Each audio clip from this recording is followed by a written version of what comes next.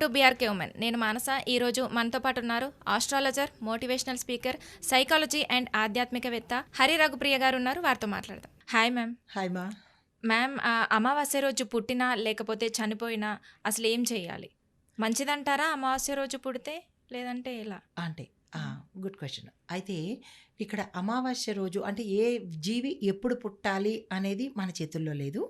కానీ మనకి ఒక నానుడి ఉండేది, అమావాస్య ఆడపిల్ల పుడితే అదృష్టవంతురాలు లక్ష్మీదేవి అంటారు.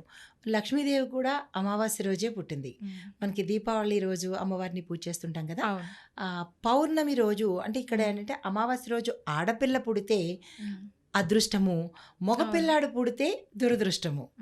పౌర్ణమి రోజు ఆడపిల్ల పుట్టినా మగపిల్లాడు పుట్టినా అదృష్టమే అనమాట. అంటే అమావాస్య చంద్రుడు లేని సమయం కాబట్టి అంటే ఆ దృక్పథంతో చెడు అంటారు. ఆ రోజు పుట్టిన వాళ్ళు దొంగలు అవుతారంటారు.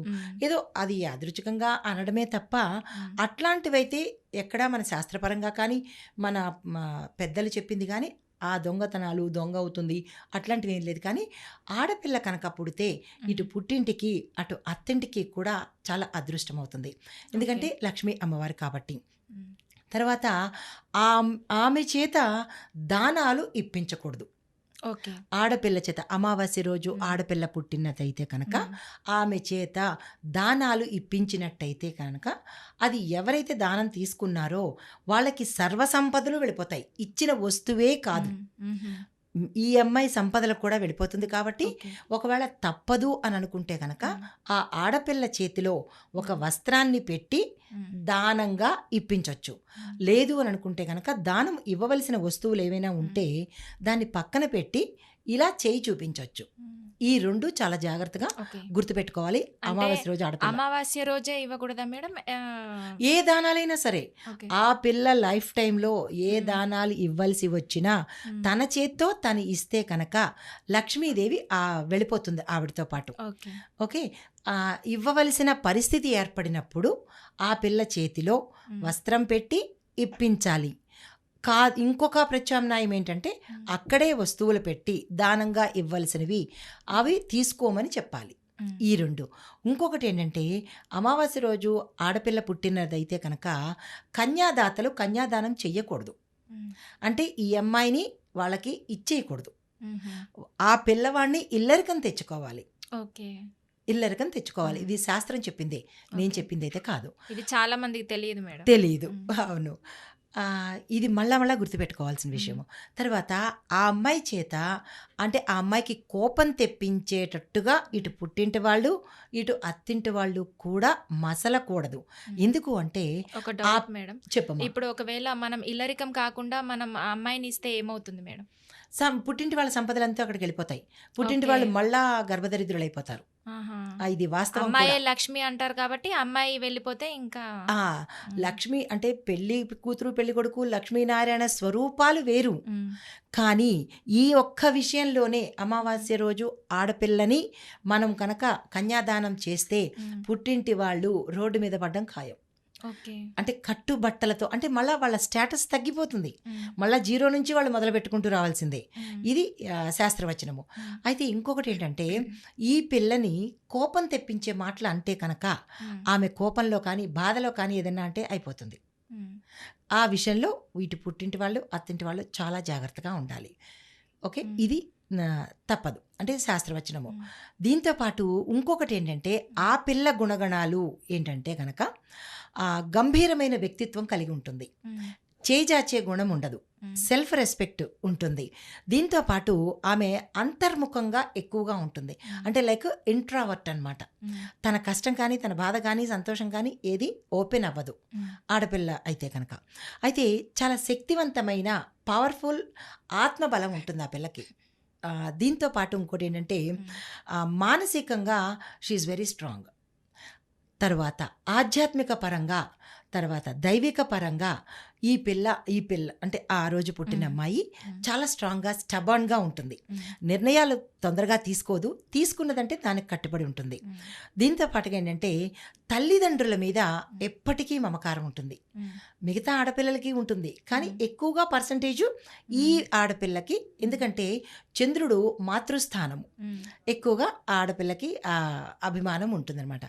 దీంతో పాటు ఏంటంటే జ్యోతిష శాస్త్ర ప్రకారము ఈ అమావాస్య రోజు పుట్టిన ఆడపిల్లలకు కుటుంబ పరంగా ఆమె చేత ఎక్కువగా వ్రతాలు నోములు చేయిస్తే ఆ పిల్ల చేత పుట్టింటి వారికి అత్తింటి వారికి కూడా చాలా శుభం ఉంటుంది. ఈ విషయాన్ని అంటే ఇప్పుడు ఇక్కడ ఒక చిన్న విషయం చెప్తాను.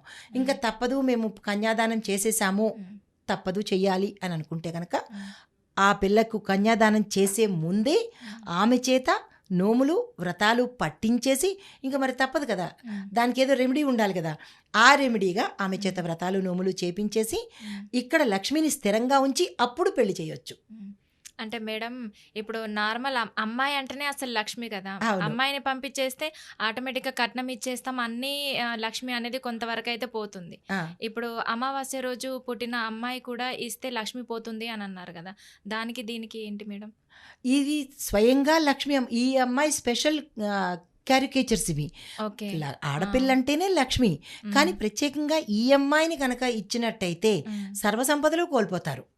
కానీ ఆ అమ్మాయి మిగతా అమ్మాయిల్ని దానంగా ఇచ్చినప్పుడు, అంటే కన్యాదానం చేసినప్పుడు ఎంతవరకు ఖర్చు పెట్టుకుంటామో అంతే, మళ్ళీ మిగిలిన ఆస్తిపాస్తులు ఉంటాయి, అంటే జీరోకి వెళ్ళే లెవెల్ ఉండదు. కానీ ఈ పిల్లని ఇచ్చేటప్పుడు మాత్రం కంపల్సరీగా జీరో లెవెల్కి వెళ్ళిపోతారనమాట. అది వీళ్ళిద్దరికీ తేడా అనమాట. అయితే అమావాస్య రోజు మరణించడంలో కనుక పుట్టినప్పుడు ఇవి విశేషాలు. ఆ పిల్లని చాలా జాగ్రత్తగా చూసుకోవాలి, అత్తవారైనా పుట్టింటి వారైనా ఆ పిల్లని కోపం తెప్పించకూడదు. ఈ విశేషాలు అయితే మరణించినప్పుడు, అంటే మనకు పుట్టుక తెలీదు, మరణము ఎప్పుడో తెలీదు, కానీ ఆ రోజు మరణించినట్టయితే కనుక పితృలోకానికి డైరెక్ట్గా వెళ్ళిపోతాడు ఆ జీవి. ఇంకా మధ్యలో బాధలు పడ్డము, మధ్యలో ఇవన్నీ దాటుకుంటూ వెళ్ళడము గరుడ పురాణం ప్రకారము ఇవేవి ఉండవు, డైరెక్ట్గా పితృలోకానికి వెళ్ళిపోతారు. అది ఎవరికి దొరుకుతుంది అంటే మంచి కర్మలు చేసిన వాడు, సాధు సన్యాసులు, ఋషి పుంగవులు, సిద్ధి పొందిన వాళ్ళు మాత్రమే అమావాస్య రోజు చనిపోతారు. మనకు ఒక సామెత ఉంది, అన్నీ తెలిసిన వాడు అమావాస్య రోజు, ఏమీ తెలియని వాడు ఏకాశి రోజు చనిపోతారు అని. అంటే అన్నీ తెలిసిన వాడు అంటే పండితులు, వాళ్ళు అమావాస్య రోజు చనిపోతారన్నమాట.